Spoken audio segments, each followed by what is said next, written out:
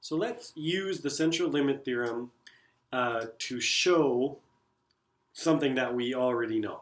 Okay, so here 35 calls into a call center were chosen at random, and the amount of time each waited until their call was answered was measured. On average, one call lasts 10 minutes. Okay, so we know that this is actually exponential. Okay, let's let x be the amount of time that you waited for your call to be answered. It's saying we know that it's exponential where beta is 10 minutes per call. Okay, so here the expected value, or beta in this case, is 10.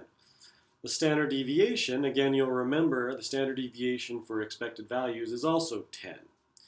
Okay, so here then we could find the probability that we have a call that lasts in between 10 and 10 and a half minutes. Okay, we can do that using the exponential. Okay, we've seen this before. It's e to the negative 10 divided by 10. Subtract e to the negative 10.5 divided by 10. And we find here that the probability is 0.0179. Okay, so this is the probability of one call being in between 10 and 10.5. We've already seen how to do that. If we want to talk about 35 calls, then we have to use the central limit theorem. Okay, so again, for the average of 35 calls, we still expect the average to last 10 minutes. Then what's the probability that the average out of 10 calls lasts 10 and a half minutes? Here you've got x bar being 10 and x bar being 10 and a half. We can convert this into z values, as you can see. This is x bar, subtract 10, divided by sigma, which is 10, divided by root n, which is 35. Okay, giving us this z score. Okay, so we can then find the probability that x bar is in between 10 and 10 and a half by just using the z distribution to find what this area is. Okay, so let me show you how to do this. We had two z scores. One was 0, the other was 0.38.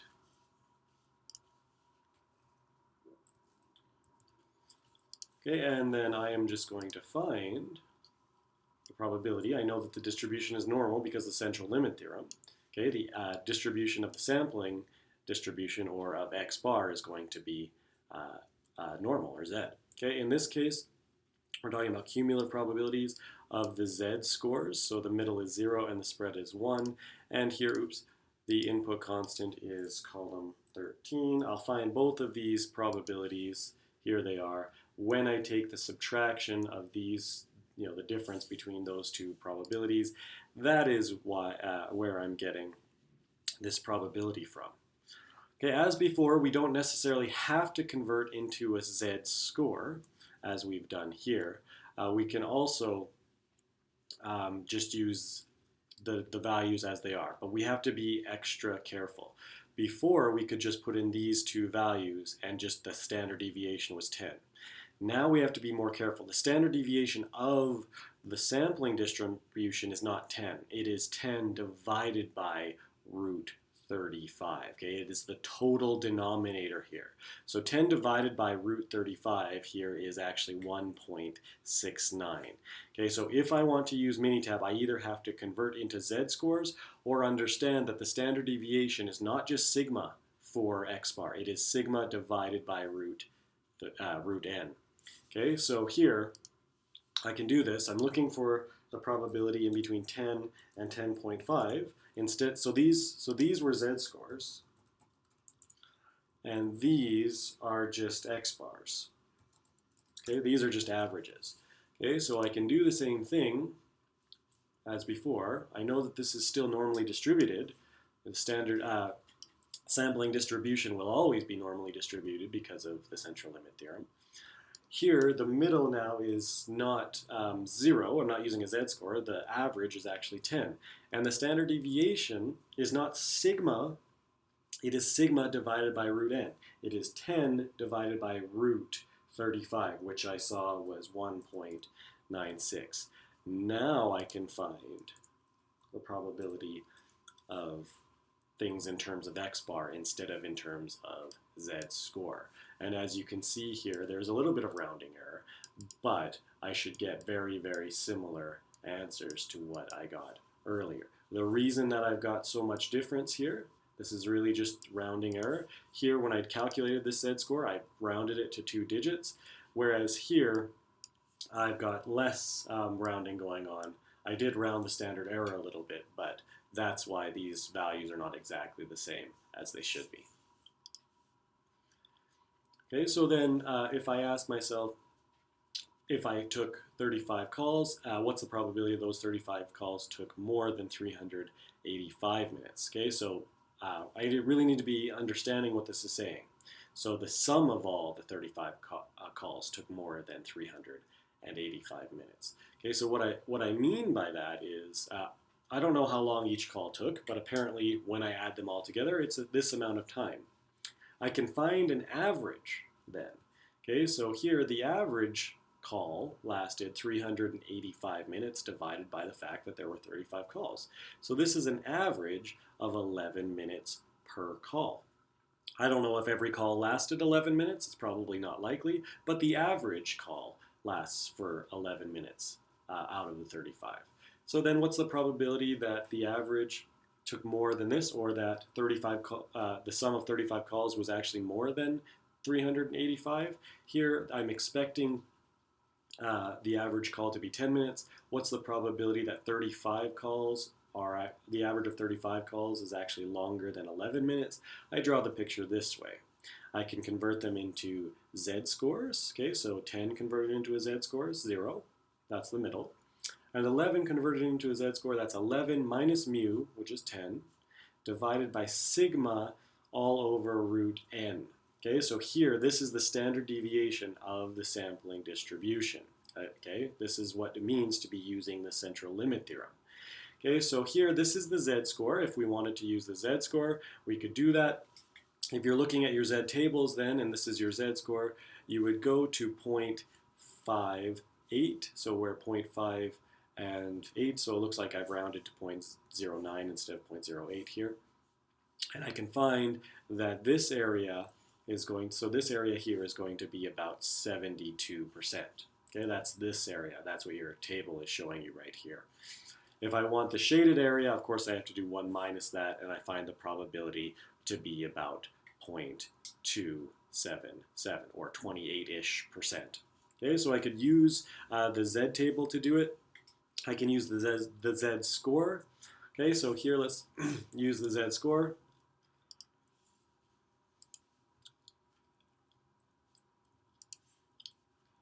Okay, so I'm looking for the cumulative probability.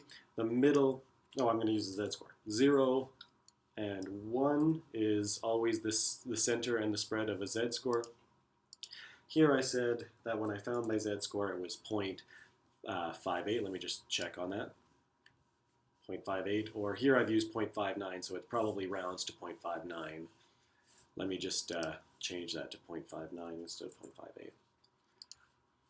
And here you can see this value that the Z table is also giving us of 0.722, 72-ish%.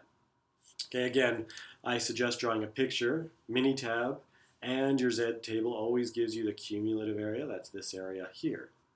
Okay, so if we didn't want to use the Z score, we don't have to, but you have to be careful. Okay, so here I'm going to go to probability distributions, normal. Instead of saying a mean of 0 and a spread of 1, this is a mean of 10, that's mu, and a standard deviation of sigma divided by root n, which here was 1.69. So that is 10 divided by root 36. Then instead of putting the Z score, which was 0.58, I'm going to put in the X bar score, which is 11. And what I expect to see is a number very close to this, if just but for some rounding. Okay, so when I calculate it again here, when I'm using non-Z scores, or when I'm using Z scores, I expect to see very, very similar answers, as I do. Okay, so then let's not forget that you can do percentiles. It says here 90% of the time, the mean waiting time, which is X bar, will be at most how long. So I draw the picture and I see that here, this lower tail, this is 90%, also called the 90th percentile. Okay, so I want to know what this value is.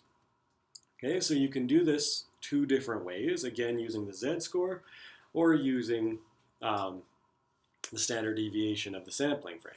Okay, so here I know the area, I want the value. First I'm going to do the z-score method. Okay, so here I'm going to go to calc, probability distribution. This is normal. When I have the area, I use inverse. If I'm doing z-scores, the mean is 0, the spread is always 1. Here I'm talking about the 90th percentile, so 0.9. Here, this is a z value. This is a z-score, 0.128. Okay, so here it rounds to 1.29. This is the z-score. I'm trying to figure out what x bar is. I know the mean, I know the standard deviation, I know n. I can rearrange and solve for x bar, which here I do, and I see that it is 12.17. I could also instead use the fact that I know the standard deviation, which is called the standard error, of the sampling frame, okay, so of the sampling distribution. Okay, so here I'm going to do this also. Instead of using z-scores, I can say, well, the mean is actually not 0, it's actually 10, and the standard deviation, which is sigma divided by root n for x bar, is in this case 1.69. And I can have Minitab calculate it for me directly. So here, this is an x bar, this is a z-score. Okay, so here, this is the value that I actually got, 12.17. Okay, as you can see here. On the final exam, you don't have the computer, so how are you to do this? Okay, if you've got the z table, this is the area, the cumulative area is 90%. So 0.9, I find 0.9 inside, and I see which row and column it corresponds to. 0.9 responds to the row 1.2 and the column 0.08. So the z-score is 1.28. Okay, so here I've got some rounding going on here. You have to do the best you can. You might not find exactly 0.9, but here the best I can is 1.28. So instead of the 1.29, you'd put in 1.28 because you're using some rounded values, and you'll have to solve for x bar using algebra. That's the only way to do it without the computer or without calculus.